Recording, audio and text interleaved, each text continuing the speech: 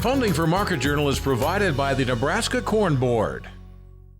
When we transform Nebraska corn into ethanol, it doesn't disappear from the food supply. It just takes a little detour.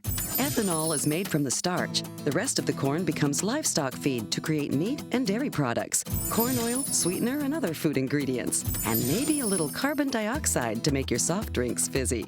Homegrown ethanol helps satisfy America's hunger for energy and the world's appetite for feed and food. Nebraska's family corn farmers, sustaining innovation.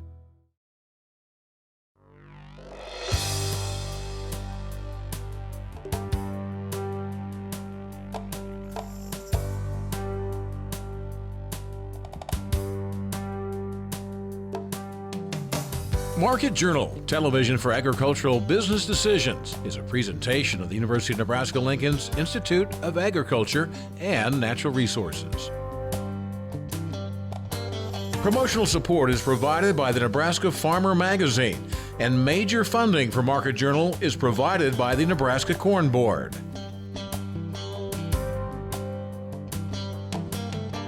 Welcome to this week's edition of Market Journal. I'm Jeff Wilkerson. On this episode, Mike Briggs looks at the price of beef for consumers. Tamra Jackson-Ziems shows how corn growers can scout for nematodes.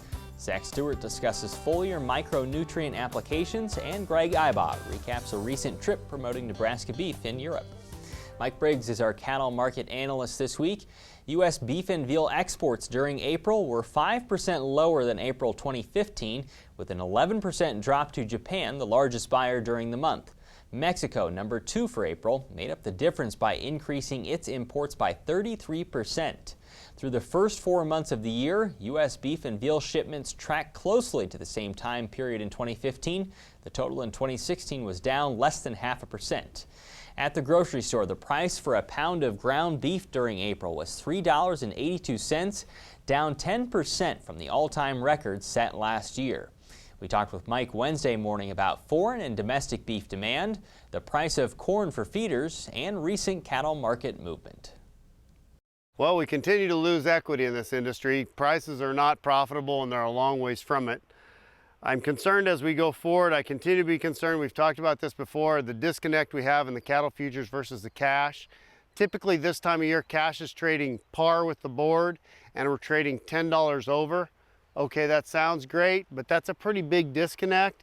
It really makes it really hard to do business because you don't know where you are. Plus it makes it hard to place cattle as we go forward because you cannot, absolutely cannot plan on that kind of basis. Yeah, explain more about why that's such a disconnect and why that makes it such a struggle.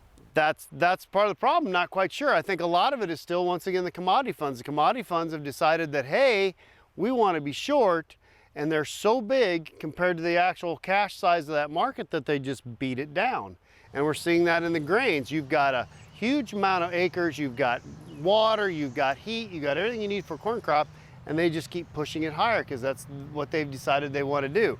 Now, are they totally wrong in that they're being short the live cattle because we probably have more supply coming in the future? Probably not. But I think that's fully discounted at this point. And to have futures, or to have cash $10 over futures, is just a mess. Where do you think this market could go short term? Short term, I'd like to think we could go higher because we've got production under last year, we've got carcass weights under last year, so there's not as much beef going into beautiful beef demand time. We had a pretty good Memorial Day season. We've got Father's Day coming up. So I think you could keep working this thing higher. The other thing that helps you with that is packers are making a lot of money, so they want to process cattle, so they're going to want to buy cattle. But that future's just going, it's down again today. The future constantly going down just demoralizes the cattle feeder, and the packer takes advantage of that, just keeps beating us down, and we're already losing equity, so it's not a real pretty picture right now. How would you describe your feelings long term about the market? I think long term, everything's going to slide because you've got more supply of feeder cattle. And I think that's going to be really, you know, we've talked about this before. The rancher's had the nice, clean, shiny end of the stick for quite a while. And I think he's going to get his turn holding the dirty end of the stick for a while. It's going to be tough on him.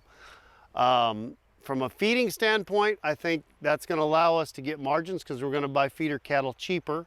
It's going to ultimately help the consumer, provided the retailer gets himself in line, because I still have a little problem with him and him still having prices similar to last year when the price is so dramatically lower.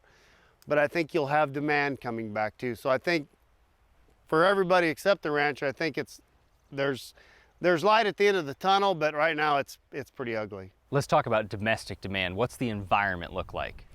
We had a really good Memorial Day. I think we're going to have a good Father's Day. You've seen beef prices come down, not anywhere near what they should have come down, but you've seen prices come down.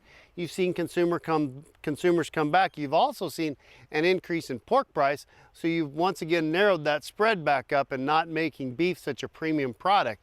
When we get close in price to those other proteins, people will choose beef. So we're getting some of that demand back. So that's really nice. And I think we could have a good little run here if the futures market just quits demoralizing everyone. You think, though, there's room for prices to come down a little bit more in the grocery store? Oh, absolutely. The retailer has huge margins. Now, the price of beef, that's the interesting thing too. You've seen cattle, cash cattle, we've made small increases here. You've seen the beef market take off.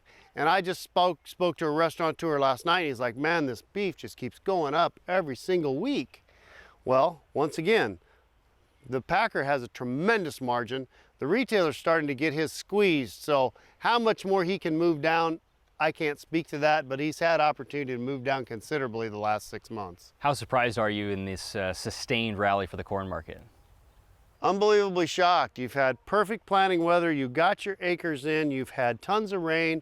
Now you're getting your heat units that you want, and it just keeps rocketing higher. Now I know a lot of that is on the back of soybeans. Soybeans is a totally different deal, but at some point you've got a huge supply of soybean, a huge supply of soybeans. Same thing with the soybean crop. It's doing well. At some point I think this thing's got to fall off the table, but if the funds want to drive it higher until they decide it's time to stop, I'm afraid it's just going to keep going. What could be the impact to high corn prices and cattle supply overall weights? Great question. You're going to have a lot of things going on there. Your cost of gain, your spread we've had is going to narrow up dramatically because you've had prices come down and now you've had cost of gains go up. So you're not going to have people feed cattle as big anymore. So that's going to take pounds off the market, which then lowers supply. So that should help you long term from a pricing standpoint.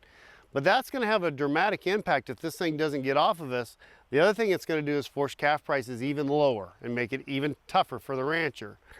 I really don't think that that's going to come totally to fruition because I think at some point this market's going to back up, but it has to do it first.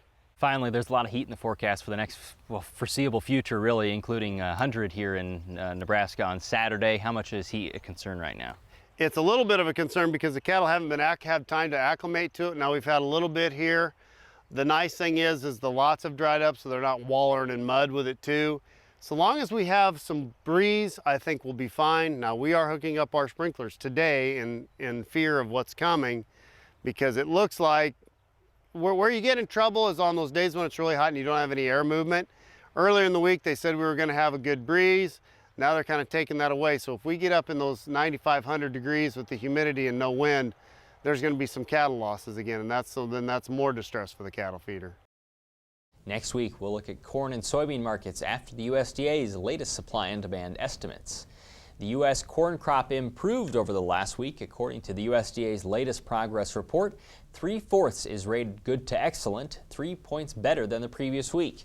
The nation's top 3 growers have placed sizable chunks in the best 2 categories, 80% in Iowa, 76% in Illinois, and 78% here in Nebraska. For those in the Cornhusker State, Nebraska Extension plant pathologist Tamra Jackson-Ziems says this is a timely point to sample for nematodes.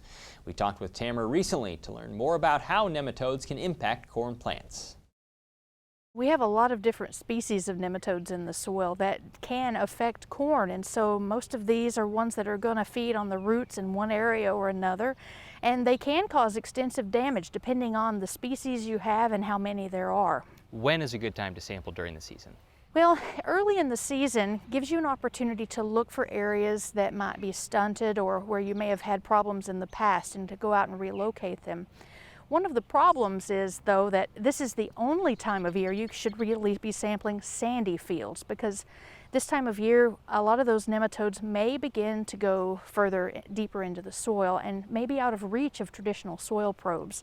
And so sample sandy fields now before we get to about V6 or the 6 leaf stage. Most other soil textures you can sample now or late in the season after harvest. How do you sample? So to get the best sample, you're probably going to want to use a soil probe and collect cores of soil from within the row, making sure that you're penetrating down through the root zone. That's where the nematodes are going to be. You're going to need to collect 2 cups or more of soil and put them in a plastic bag. But early in the season, we also recommend, if you've got symptomatic samples, dig those up very carefully too. Shake the soil loose and put them in a separate bag and send those to the diagnostic lab as well. And that'll give the nematologist or diagnosticians a chance to look for symptoms and other evidence. Important to keep that sample cool too? It is, and so I would treat these nematode samples like they're alive, because these nematodes are alive, and we need them alive in the clinic to get a successful extraction. So we recommend that people, if possible, to refrigerate these samples, making sure not to let them get too hot or accidentally freeze. And so shipping them as quickly as possible early in the week is the best, and not handling them really roughly. You can actually accidentally burst many of those nematodes in the sample. If you find out from that sample that there are nematodes, what do you do? So if you find out you have a nematode problem, now you will certainly find nematodes in every sample, because there are nematodes in every field. There's both beneficial nematodes, but we're concerned about the plant pathogens. If you find out from the lab that you've got a number that's too high, it's too late this year to try to manage them.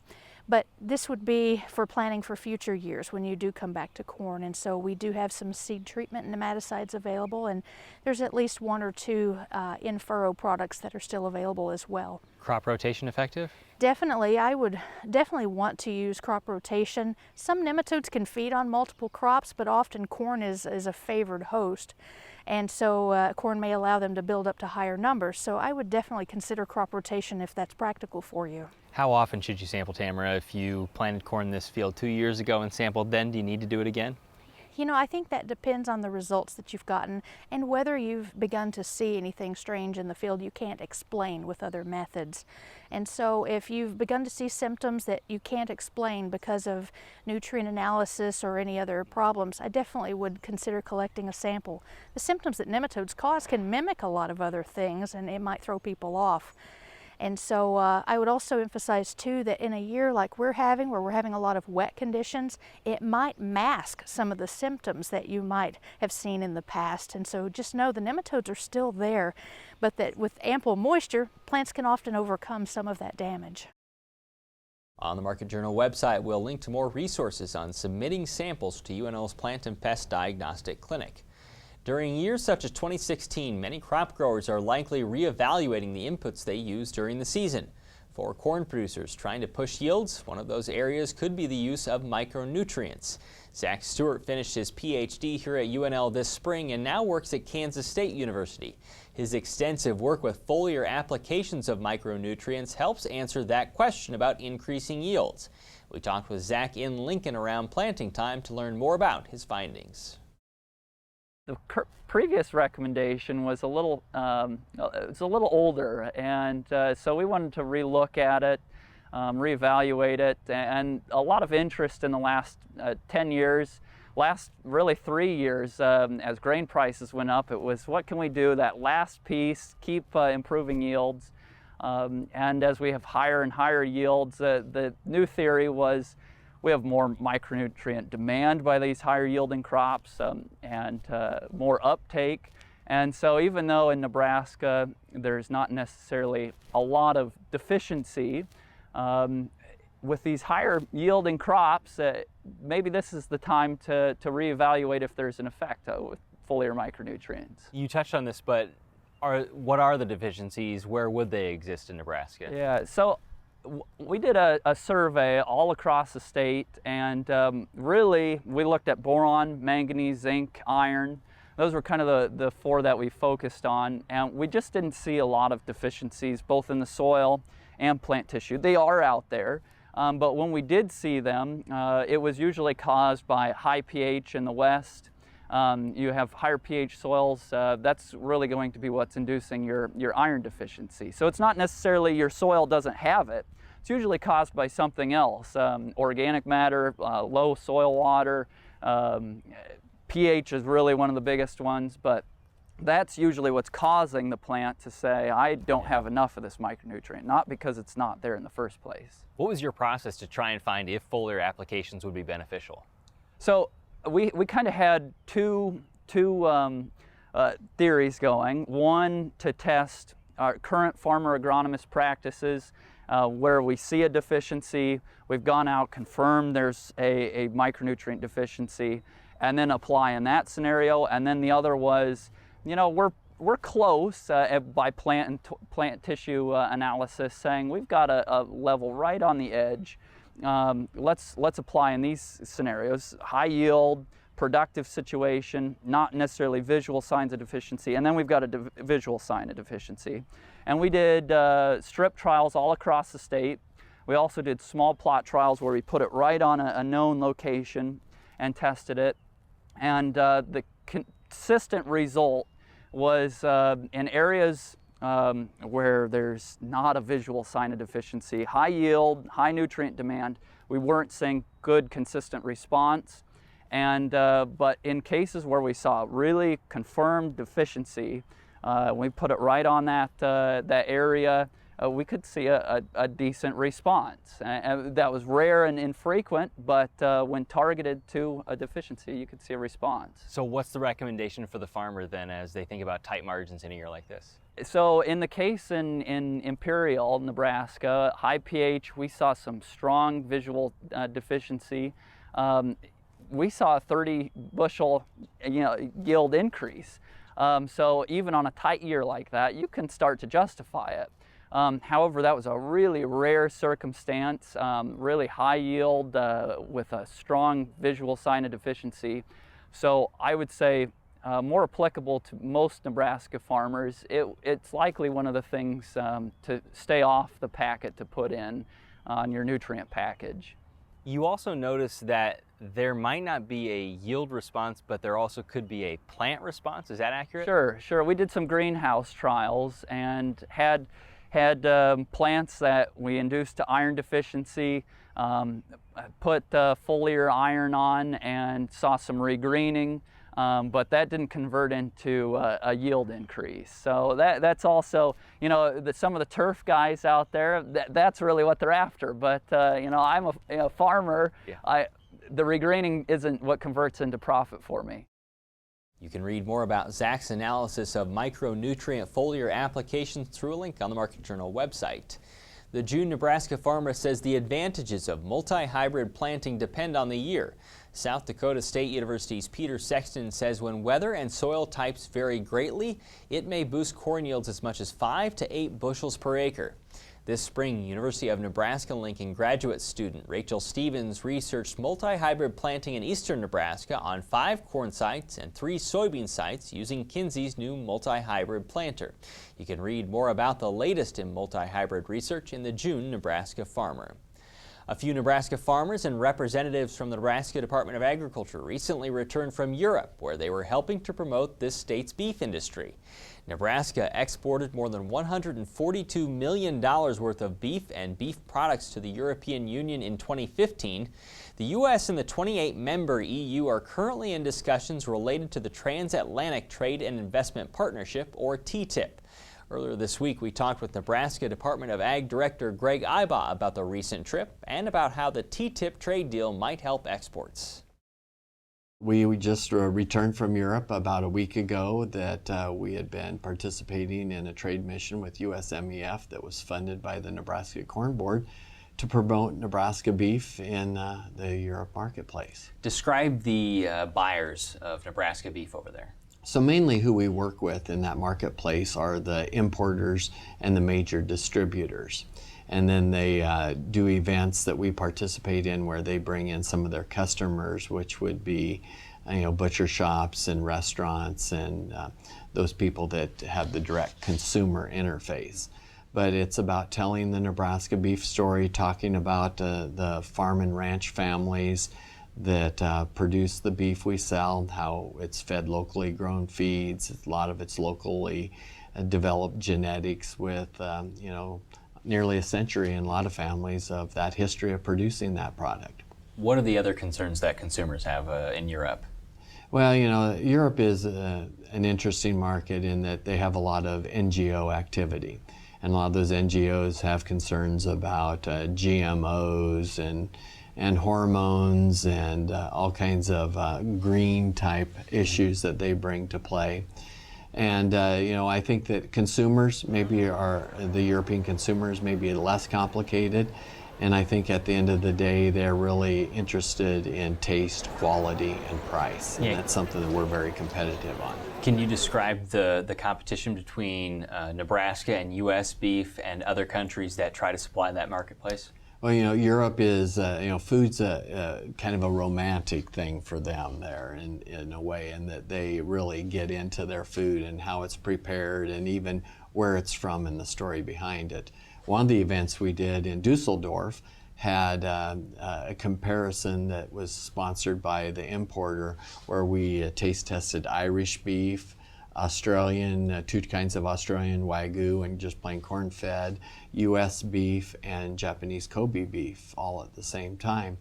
And you know, at the end of the event, and I'm not just prejudiced here, but the U.S. beef really did stand out. The flavor and texture that both the dry-aged and the wet-aged product that they offered were excellent. What's the relevance of TTIP, that trade partnership, and this trip and trying to work with consumers there? So the first priority, of course, is to get TPP passed, and we're hoping that sometime in the lame duck session we can get that accomplished. But in the conversations there, they're very much watching TPP because a lot of the agricultural interests especially, and the meat trade, is very interested in TTIP because they see that as an opportunity to grow trade, grow the amount of business they can do. And of course, the more pounds of beef and pork they were able to bring in, the more money they're able to make on the margin. Finally, in the late fall, you'll be heading again to China. Tell me about that trip and what you'll try to cover there. Well, the governor's announced that in November we'll be working with DED and Department of Ag together to put together a trade mission. DED will focus on businesses that want to export, as well as that may be looking to position themselves to have a manufacturing arm in China and or bring investment back. On the ag side, China's a complicated market for us. They're a big, important market, buy lots of food, and some years almost half of U.S. ag exports go to China. But you know, they don't behave like a normal trading partner. They change the rules on GM events, or delay approvals, or you know, sometimes let things through and then decide not to on both the meat side and the GM side. So having a discussion about how we normalize and you know, become good trading partners is also something that's going to be important on that trip. Now with this week's weather forecast, here's Nebraska Extension Ag Climatologist Al Dutcher. Well, folks, here we again for the weekly forecast. Of course, during this last week, we started to see the heat build into the Central Plains. In fact, much warmer than initially forecasted last week as we moved well into the 90s and approached the 100-degree mark in many locations across the state. And of course, most of the precipitation that did fall across the state was associated in north central, northeast Nebraska, as we've seen that trough move across the northern plains last weekend. Outside of that, just an isolated thunderstorm here and there. And then, of course, the front that moved through Thursday basically gave us some light precipitation amounts scattered across the state. So overall, we are looking at a drying trend that is firmly established the last couple of weeks in the Panhandle. And there is some concerns in regards to the lack of moisture, and we do have some chances for that coming up here over this next few days. But before we get to that, I thought I'd bring you up to date on currently what is going on with the Vegetative Health Index. This is a snapshot of conditions across the Corn Belt in relation to historical standards. And so you'll notice a broad area of the eastern, central, and then up into the northern plains is showing these reds and oranges. And essentially what this is doing is looking at the crop back in history for this date and comparing what the satellite is seeing in relation to those. And so if the crop is behind normal, as it is this year, a lot of times you will see these reds appear, even if there isn't a drought stress, simply because the crop has not matured, is several weeks behind, and in comparison, it should be much greener and much taller than it is presently. Now, as we get toward pollination, what the reverse generally happens is that these areas start to show unusual blue, showing very good health, as the crop is in pollination compared to where it would be normally several weeks ahead, and it'd be going through the grain fill process and starting the slow process toward drying down. So its greenness index would be much smaller. But inside this area, there are a couple pockets I want to mention. Northeast Missouri, southwestern Iowa, west central Illinois is showing a significant drying trend, as well as a pocket in the Michigan-Indiana border region. So if we do not see the precipitation expected this weekend, we would expect to see some drought monitor expansion as we go into next week's forecast. To our right, this is comparison to last year in terms of vegetative health index. And you can see we are well behind ratings of last year. Again, this crop is much farther behind, can easily catch up, but if we go through a period of dryness and warm temperatures, we may see this actually intensify. So as we look at the upper air pattern for today, we are seeing that big ridge building in, so we expect hot conditions this entire weekend. And as we go into tomorrow, those conditions won't change much, except for this trough in the Pacific Northwest starting to make its way into the Central Plains, which may touch off some scattered thunderstorm activity during the late afternoon hours across the Panhandle, and some of that will progress into eastern Nebraska as we get into Monday morning. And then we will start to see a piece of that energy ejecting out into the Central Plains on Monday, generating thunderstorm activity during the daytime hours across the eastern half of the state, lesser chances across the western portion of the state. And as we get into Tuesday, now the system is over the central Nebraska region and is expected to cut off. So we will see precipitation breaking out statewide, with the heaviest precipitation in central and eastern Nebraska, and a good strong possibility of severe thunderstorms. Total moisture with this system is projected to be up between 1 inch and 1.25 inches across the Panhandle, approaching 2.5 inches across northeast Nebraska and 1.75 inches in southeastern Nebraska. As we go into Wednesday, the trough moves over to the Great Lakes region, so we see the ridge building back in, and that continues the process in Thursday. And then as we get into Friday, once again, that ridge is in place. So we are going to go right back to the warm conditions as that piece of low energy drops toward the southeastern United States. So if we take a look from next Thursday to the following Tuesday, that ridge is firmly in place, so we're going to stay well above normal. And in terms of precipitation, the dry pattern from the Central Plains starts to push and extends all the way to the eastern seaboard. Thanks, Al. Today's interviews are available individually on the Market Journal website and through the Market Journal mobile app. They include information on cattle markets, sampling for nematodes, international ag demand, and foliar micronutrient applications. As always, you can keep up with Market Journal during the week by following us on Facebook, Instagram, and Twitter. Next week, we'll look at the reaction of corn and soybean markets to the USDA's latest supply and demand estimates. Until then, thanks for watching. I'm Jeff Wilkerson. We'll see you next week. Join Market Journal online at marketjournal.unl.edu. You can also follow us on Twitter, Instagram, and Facebook. Promotional support is provided by the Nebraska Farmer Magazine, and major funding for Market Journal is provided by the Nebraska Corn Board.